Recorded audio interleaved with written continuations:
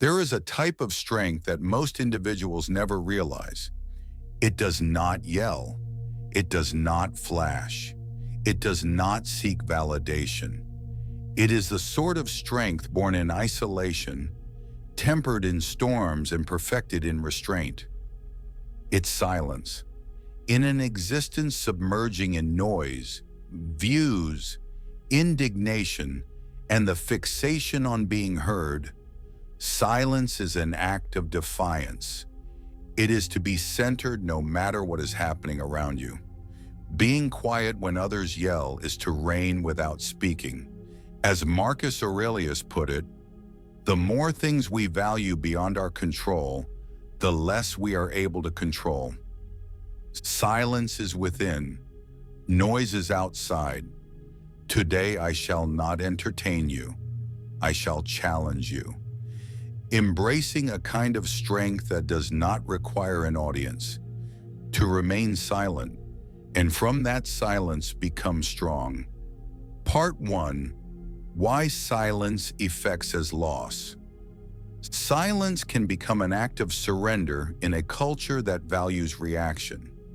If you do not speak out, they claim, you'll be overlooked. If you're not online, you do not exist. But realize this, authentic strength does not panic when no one sees it. True wisdom does not ask to be heard. According to Epictetus, we have 2 ears and 1 mouth, so that twice as much as we speak, we may listen. Silence is equivalent to losing because you are programmed to associate volume to superiority, but genuine dominance is discipline. It is the knowledge you might speak and the refusal to. It is refraining from the urge to respond just to prove something. High achievers never hurry to reply. They watch and wait, and when they speak, one cannot help but notice. The Roman general does not yell during battle. He remains still, directed, strategic. Not being heard is not surrender, it's upgrading. With every second that you stay quiet during disorderly circumstances, you are speaking through nonverbal language. I'm in charge. Part 2. The power behind restraint. The strongest individual in the room is the one who remains grounded when the rest of the room is losing its sanity. Silence isn't passive, it's active self-mastery. It is knowing when to proceed, and most importantly, when to hold back. Seneca once said, "We suffer more in imagination than in reality." And noise fuels imagination. But silence connects you to what is. It dispels ego fog. It dissociates you with the necessity of always having to win an argument, establish yourself, or yell into an abyss that is not hearing you. Giving others the power is how you react emotionally. Responding strategically is the way you maintain. Silence teaches the ego to shut up. It reminds you that you do not owe anything in energy, and that energy retained turns into focus, discipline, and resilience. Strength is not built through exploding, it is built through containing. Containment is not weakness, it is preparation. Not forgotten, it's blade in sheath. Part 3. The art of not reacting.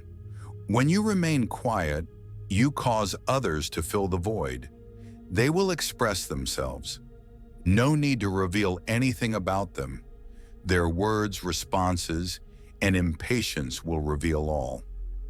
Marcus Aurelius penned, "The best revenge is not to be like your enemy." Silence is how you emerge the victor without becoming them. You do not stoop but rise.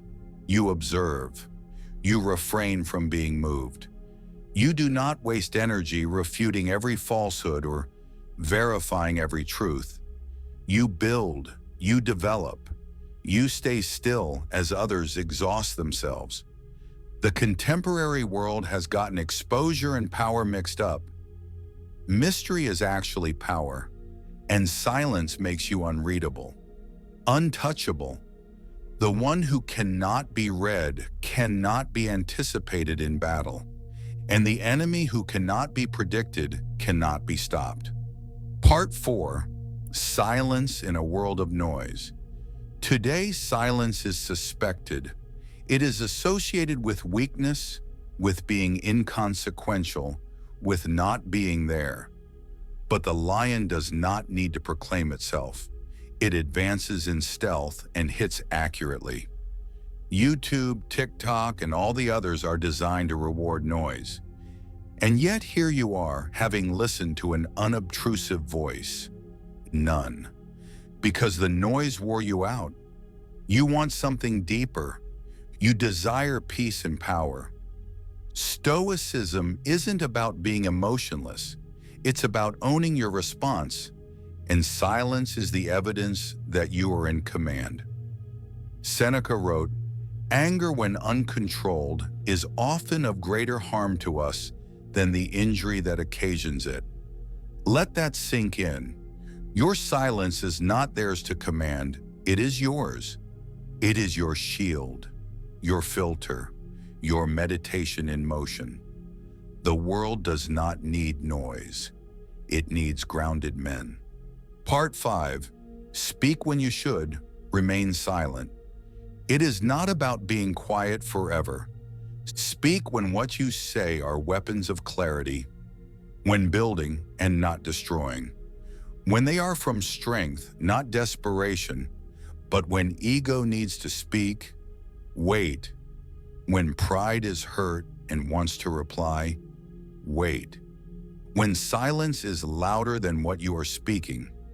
A man who is not easily provoked is one who cannot be manipulated. Opt for the silence born of discipline and not fear. The silence which hears, holds, and awaits. Say less. Convey more. Speak less. Affect more. Let your presence precede you before you ever speak. Let what you do precede what you say, so remain silent. Stay strong. Let them guess. Let them respond. Make them misinterpret your silence. I am tranquil earth. You were made for the storms. You are not here to shout. You are here to be unshakable. Be the one to listen in the noise of the world. Be the one to decide in an age of reaction. In an age of distraction, be the one who operates in silence. Subscribe not for noise, but for the clarity, for resilience, in truth. Until next time, let the fury rage. You stay motionless.